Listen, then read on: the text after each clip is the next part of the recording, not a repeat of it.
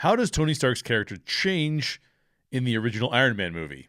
And how can writers and storytellers like you and me learn from Tony Stark's character journey and how he changes emotionally and work those things into our stories, both screenplays and even prose? That is what I'm breaking down in today's video. This is How Stories Work with Jay Sherer, and today we are digging deeper into Iron Man's, or I should say Tony Stark's, character arc and his character development in the original Iron Man film.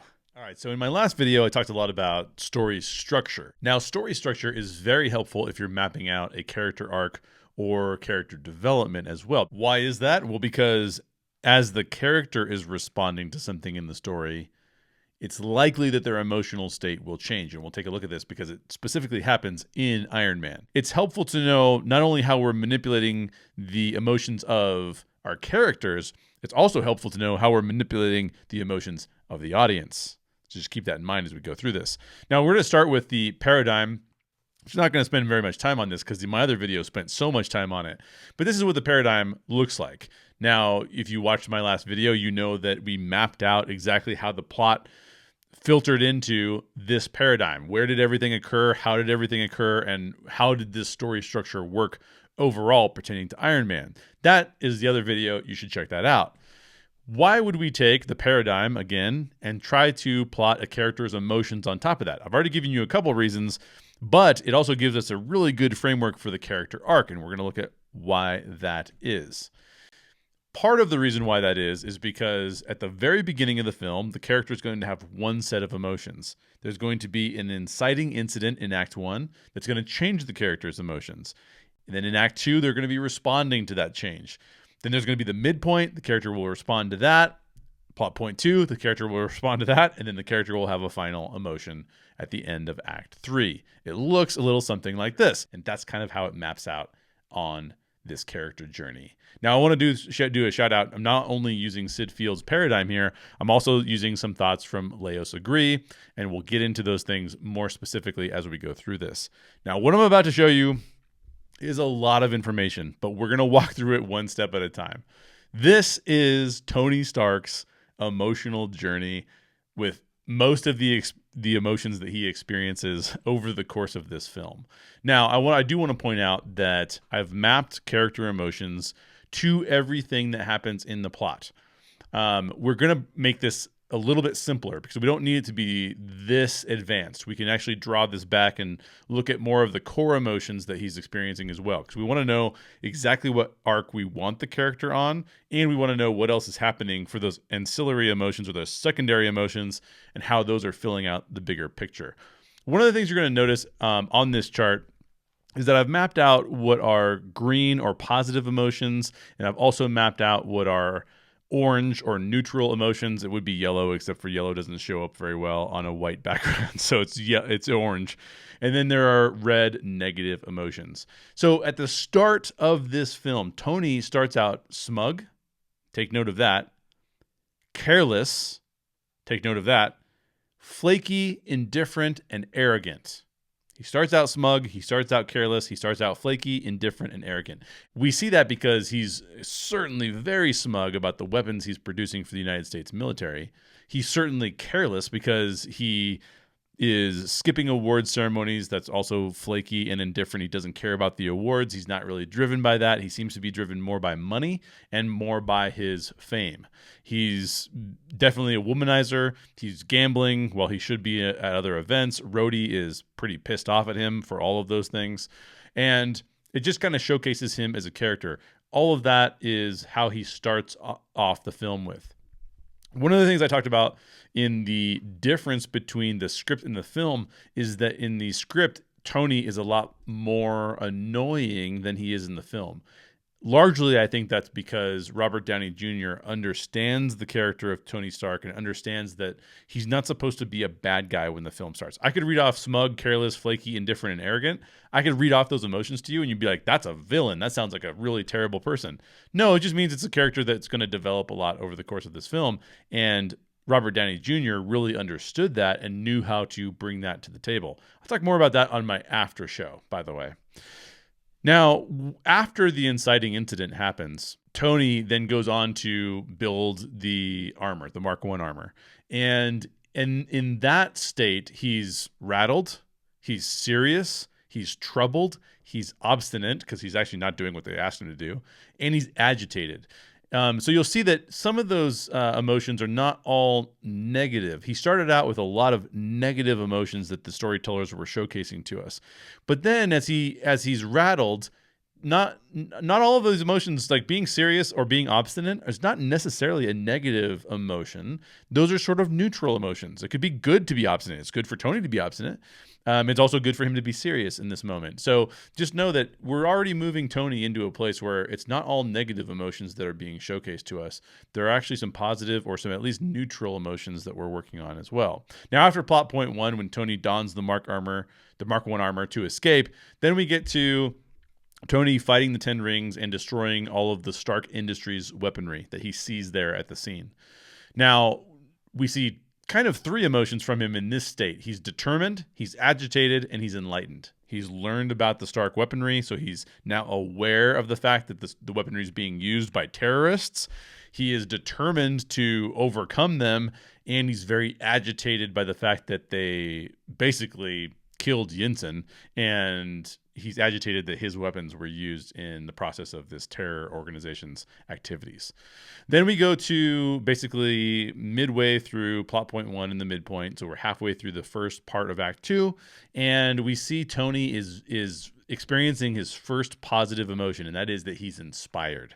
He's inspired because he's actually going to announce that the weapons division, as a part of Stark Industries, will no longer be operating. One of their most profitable divisions is no longer going to be operating. That is inspirational to Tony, and he acts in the way that is inspirational. He's also assertive. He's making decisions on behalf of the company. Probably for the first time ever, he's saying this is the way that we should go, and he is also excited. Now, notice how the emotions of the secondary characters change, which is a totally different video. But Obadiah is now worried about Tony's newfound morality that he's trying to bring to the table. And so Tony's emotions are causing changes in the people around him, which is really fascinating as well. And all of that is a really important thing to take note of when we talk about what the meaning and the premise, theme, and concept of Iron Man is in the next video I'm going to work on. Now, after that, he's dedicating all of his time to building the new arc reactor and the Mark II suit. So this is a new set of emotions. Tony is driven, he's eager, he's enthusiastic, but he's also suspicious. He's starting to wonder about why Obadiah is so against the move of the company. So we see a little bit of suspicion in Tony at that point of the movie.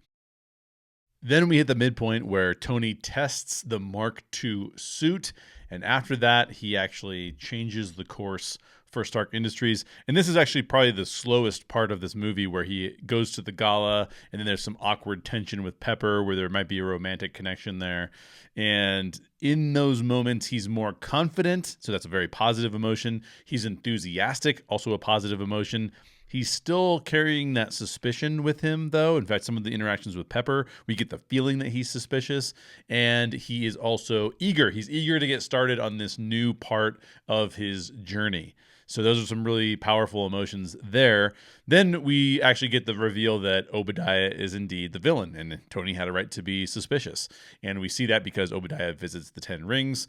Then we see Tony take the Mark II suit, fly out to Afghanistan, and basically combat the Ten Rings. Now, most of these emotions take a slight step back for him because not all of them are positive. You could say that he's maybe courageous, and then that would be a positive emotion here. But predominantly, he's dominant. He's vengeful, which is kind of a negative emotion.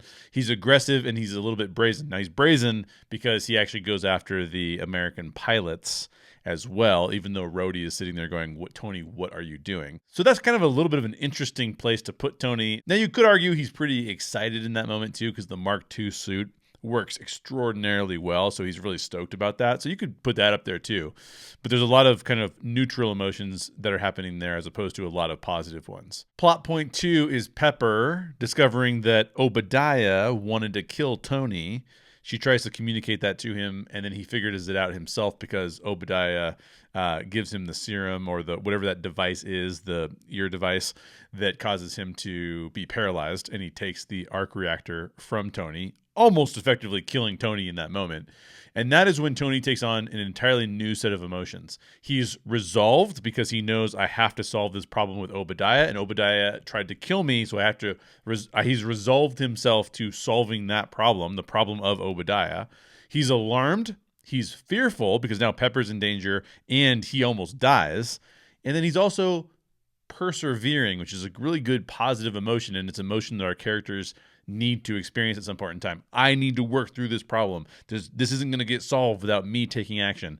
And then he takes action. That's sort of the resolution of the story, is Tony being able to fight Obadiah and take away from the military-industrial complex that Obadiah has become a part of. I'll talk about that more in my premise, concept, and theme video coming soon. At the very end of the film, after Tony has defeated Obadiah as Dynamo, we talked about that on our last video, and in my differences between the script and the movie video as well. You should check that out. We get an end set of emotions. Tony is at the end of his character arc, and he is triumphant. He's jubilant. He's still smug, but he's self-respecting. Now, that was a lot. That was almost too much. We don't need all of those emotions to kind of look at his character arc and his journey. So let's break this down a little bit more. Let's take a look at Tony Stark's character arc alongside the narrative structure and Syd Field's paradigm. So this is where everything is normal. That's the setup. We have rising action, which is conflict. We have climax of the story, where the conflict is at its peak, where we have to solve for that. And then we have the falling action and the new normal. And we watched Tony go through that whole arc. And how did he start out? Well, he started out smug, careless, flaky, indifferent, and arrogant. Ultimately, all of those things are negative, and that's very self-focused. Now, we might be able to find some positive emotions in Tony as well, but as we're talking about his arc, we're looking at, well, where is he going here? And how is he going to get better? How is he going to become a better person? At the very end, after he's gone through all this conflict, he's reached the climax, there's a falling action. At the very end of the story, how does he end the story? Well, he ends the story triumphant, jubilant, self-respecting. So I put little asterisks next to self-respecting and smug, because his smugness does not change. He's smug at the beginning of the film. He's smug at the end of the film. That's important for the rest of this franchise, which I'll talk about in a minute. But he does go from careless to self-respecting. Now, why was he careless? Well, that's partially about what was in the premise, what was in the theme and the concept. As a preview of that video, he was careless because he wasn't living into his own legacy. He was trying to live into his father's legacy, and he wasn't becoming his own person. That's really important because he doesn't care about his father's legacy as much, and he had become careless in his life, as opposed to taking charge of his life.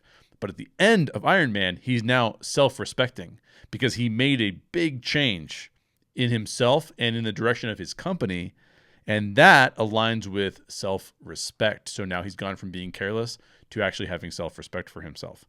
Now, let's look at simplify this journey a little bit more.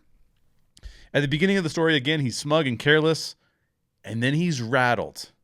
And that kind of sums up his core emotion that he's experiencing while he's with the 10 rings, while he's a captive of the 10 rings.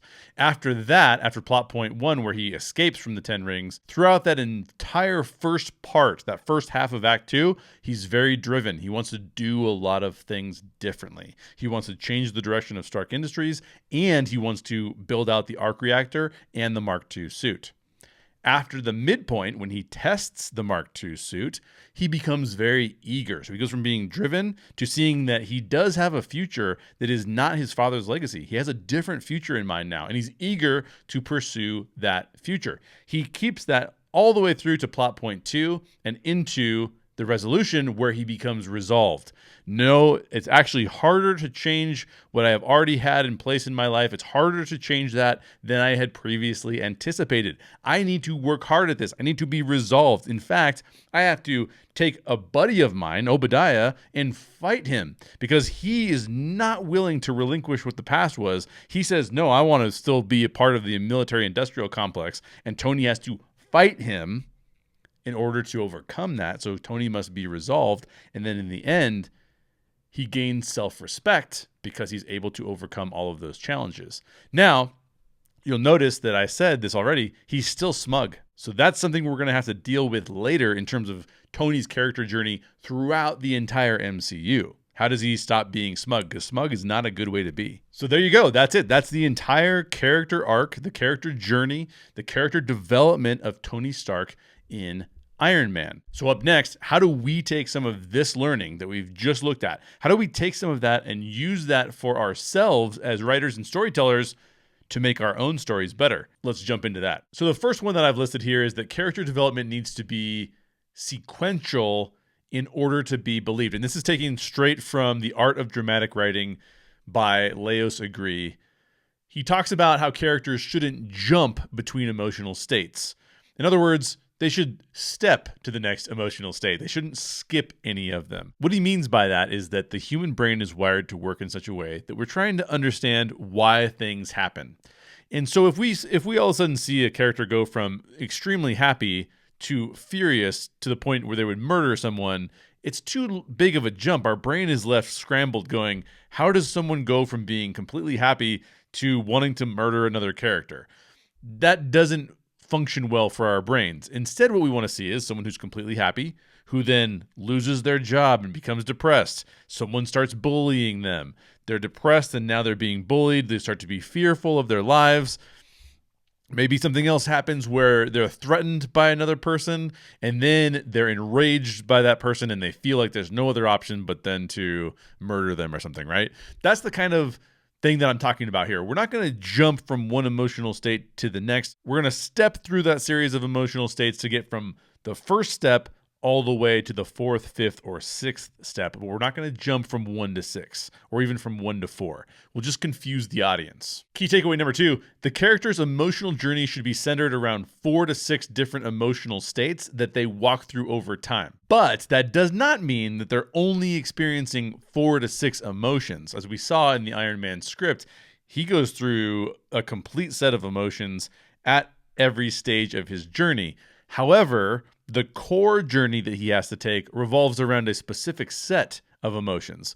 So what do I mean by this? I mean, to have a more complex character, we're going to take a look at not only the core emotions that are changing in our character, but also the emotions that are sort of secondary, but they're still experiencing and will create a more fully realized character throughout their journey, just like we saw with Tony Stark. For number 3, we're going to map out the character's emotional state alongside the plot, just like we did with Tony Stark. Why are we doing that? It's incredibly helpful not only for us as writers. It's not only a helpful tool for us as writers and storytellers. It's also a helpful tool to know how we want the audience to feel based on how the characters are feeling. When there are these big moments in the character's life and they need to make different decisions or they need to react to those things, we want the audience to go, well, how would I react to those things? And then react with the character through the story.